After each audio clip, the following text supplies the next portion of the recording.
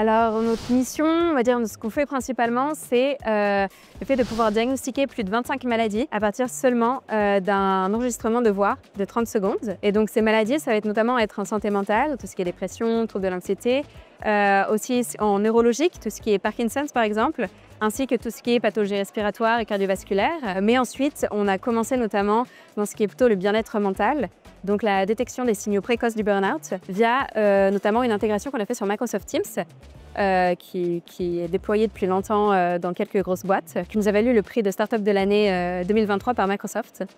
Donc ça, c'est un peu notre champ d'action. Alors nous, on a surtout, c'est-à-dire les fondateurs qui ont financé ça, et du financement non dilutif.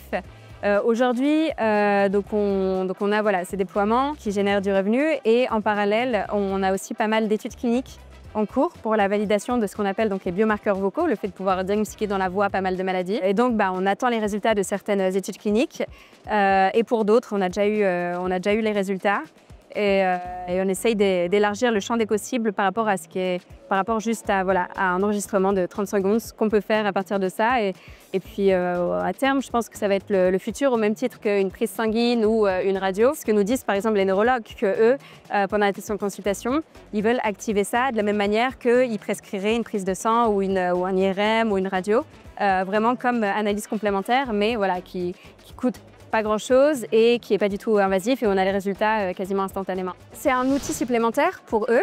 Ils sont toujours très friands de ça. Le plus on combine de données, le plus on peut être sûr de notre approche. Et là, pour prendre un cas particulier, par exemple, ce qui est dans le diagnostic de la maladie de Parkinson, qui prend plusieurs années et qui est souvent confondu avec la dépression chez les femmes. Donc, les femmes qui ont Parkinson, on va leur prescrire des antidépresseurs. Et ça les aide vraiment à faire un diagnostic différentiel, à essayer de lever les doutes qu'ils ont ou à creuser davantage s'ils ont une suspicion. Ça, c'est le genre de feedback qu'on a.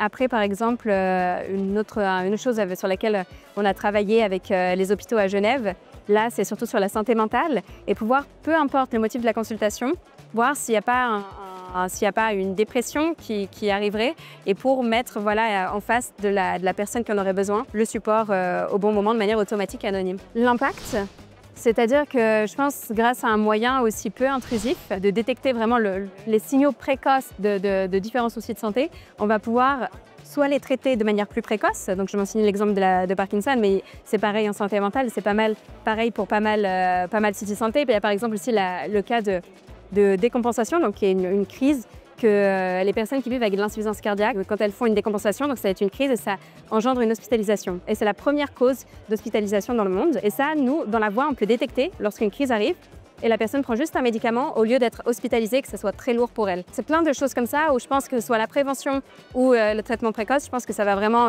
impacter le système de santé. D'un côté, ça va réduire les coûts, mais surtout, ça va permettre d'avoir une société en meilleure santé. Et en développement aussi, tout ce qui est awareness, tout ce qui est conscience de soi. Et ça, on le voit déjà par rapport à la santé mentale, par rapport à ce qu'on a fait dans la prévention du burn-out, où là, en fait, en mettant en face des personnes les niveaux de stress, les niveaux d'anxiété, les niveaux de fatigue, que sont les signaux précurseurs de burn-out, là, ça développe vraiment chez les personnes, beaucoup de personnes qui se mentiraient à elles-mêmes.